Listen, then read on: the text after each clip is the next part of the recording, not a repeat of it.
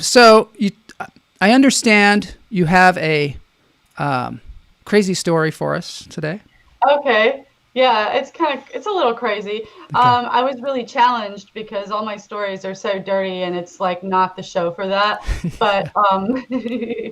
Rich, Rich is cool. Yeah, so basically I grew up in Florida and I decided that I wanted to go to a private high school instead of the public high school because I thought I'd be more popular Yeah. in like more of like a smaller school. And but I was starting to like get a little taste of being a popular chick in middle school, and one of my friends who I was sort of hanging around with, she was going to go to this private high school. I said, well, I'll go where she goes, and then I'm going to like blow up in the popularity circuit. Yeah. So I went to this high school that was called Pope John Paul II, and the second. Yeah. And Just the all second. these people yeah, they all knew each other. They all had been together like K through 12. Uh-huh. So I wasn't popular at all.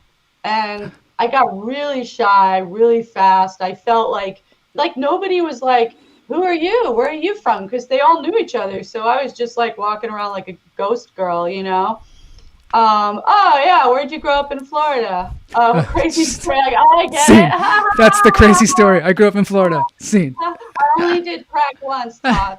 Um, so I tried to hang out with this girl who was like more status quo popular, Yeah. and she was being hospitable. Like I got to sit with her table at lunch, but this one girl was being a bully to me. She didn't want me in that crowd. And every day she had a problem. Like she had a problem with how I looked, or she had a problem with the sandwich my mom had packed for me.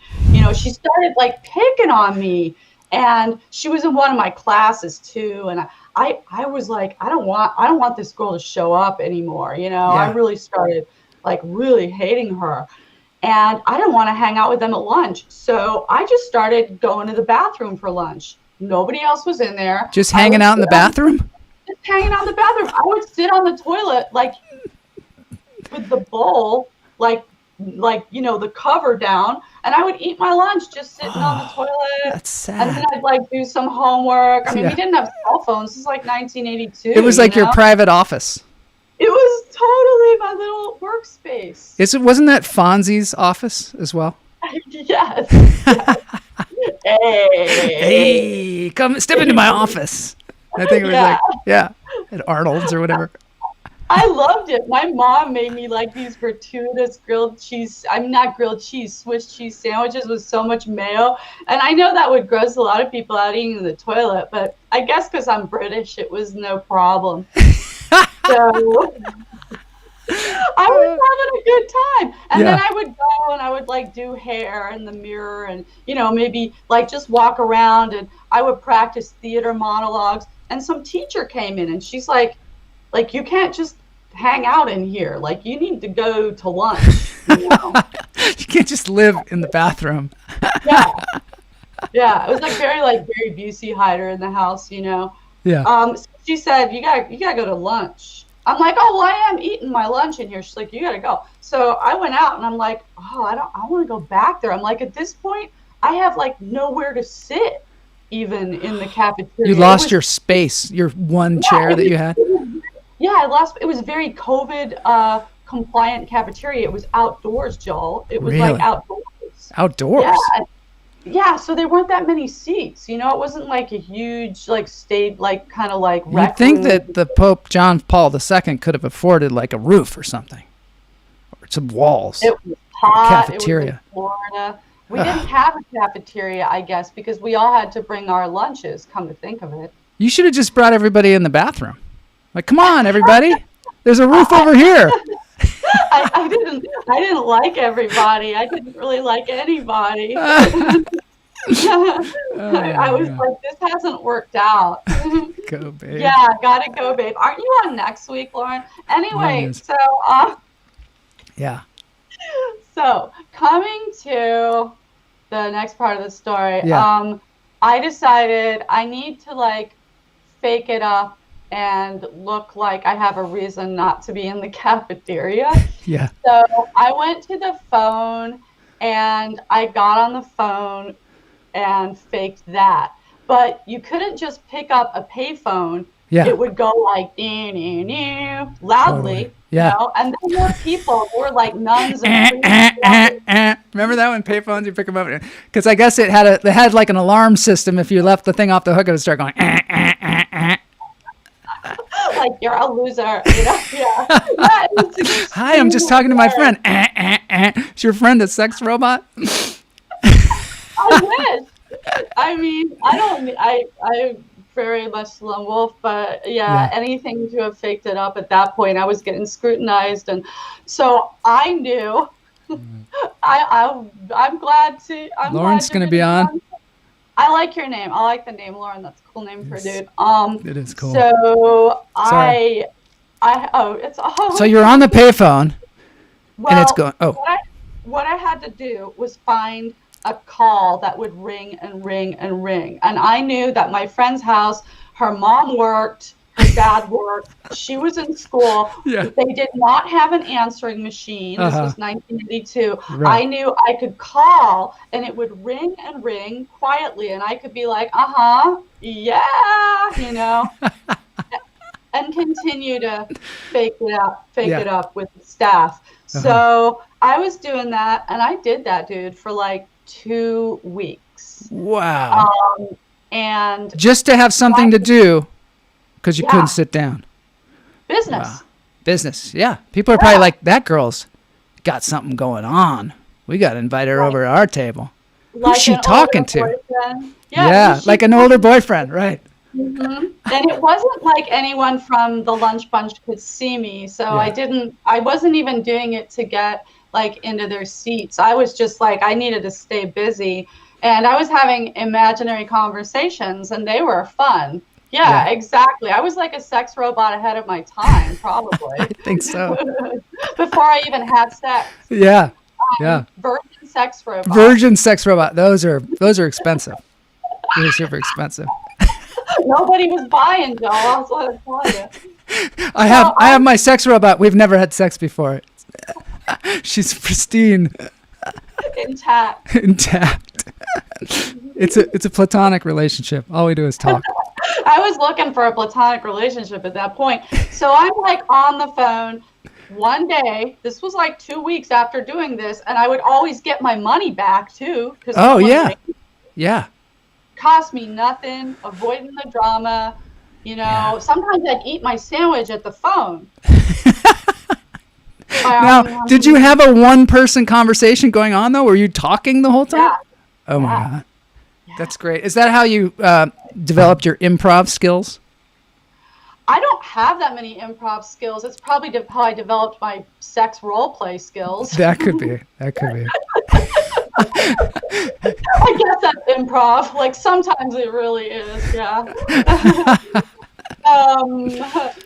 So finally, something drastic happened, and that is, I guess my friend's mom had taken the day off work. It seemed like she was maybe sick, trying to nap, and after about 50 rings, she picked up. Oh, wow. Yeah. And she was pissed. Oh. And she said, I said, hey, is Annette there? This is Sally. Just calling for Annette. And she said, you've been letting this phone ring and ring. No way. She's like, why would Annette be here? She's in school. Are you some kind of freak? Wait a minute. Are you in the cafeteria? Shouldn't you be eating lunch right now? Oh, that's great. She was so mad, and all I could do was sort of try to. I said, I don't think that was me. Maybe 3 or 4 or 5 people called you in a row or something. Oh my God. So at that point, Joel, I was kind of like, I have got to go back to the cafeteria. Yeah. So I went back, and I was like walking around and going to the machines and sort of waiting and looking for a place to sit. And finally, this girl called Kathy, who seemed like about 40 when she was in high school. She was just so cute and frumpy. She said, do you need a place to sit? I'm like, oh, yeah, that'd be cool. She's like, you can sit with us. Okay. And then I sat with them, and they were like very kind of quiet, and I think they were truly religious, like truly religious girls who were like really good Catholics, and they were getting involved in a Catholic school. That's bizarre. Finally, I finally found them. The people who really believed in helping downtrodden, disenfranchised types. They had me sit with them, and it was chill. The rest of the year was chill. But then the capper on the story is the bully. I ran into her a good 10 years later in a retail store with my mom. And I don't know if I was like coming off a hangover, but I went off on her. You did? I swore up and down. I cussed her out. I insulted her. And my mom was very embarrassed. And my mom said, "Hey, shut up." My mom's English. "Shut up, Sally, shut up." And then the security. You just went off, and people were like, "Hold me back. Hold her back." I was quiet at first, and then as my mom pulled me away, I was yelling. Wow. I was like really going for it, Florida style. And then the security guard was like, "The two of you are going to have to leave." And my mom was like, "I'm so bloody embarrassed." You know what the Seattle thing would be to do on the other side of the country, up north from Florida? You'd go in there, you'd see the person, and then you'd start trying on things and have them, and keep coming out and going, "What, does this look good on me? Does this make me look fat?" Just for hours and hours, and just wearing them out.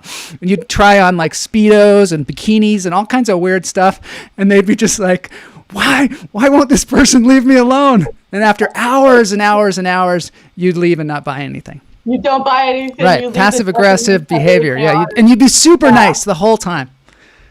Well, being British, you would think I could come up with some passive-aggressive I know.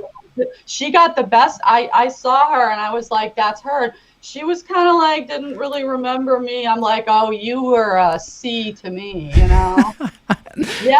Ganelle says Swiss cheese and extra mayo on the toilet. That is crazy. Oh my gosh, I love mayonnaise. I love it so much. I do too. I love mayonnaise as well, I must say. All right, well, thanks, Sally, for that crazy story. I'm sorry it can't be more heartwarming. That was very heartwarming, and it was also very noontime safe, very, very family hour. Appreciate it. If you want to see something that's maybe less family hour, like tonight, you could go on Amazon, and you get on your Fire Stick or whatever, and you can watch Sleazy Does It, which is Sally's stand-up hour-long special, which is super fun.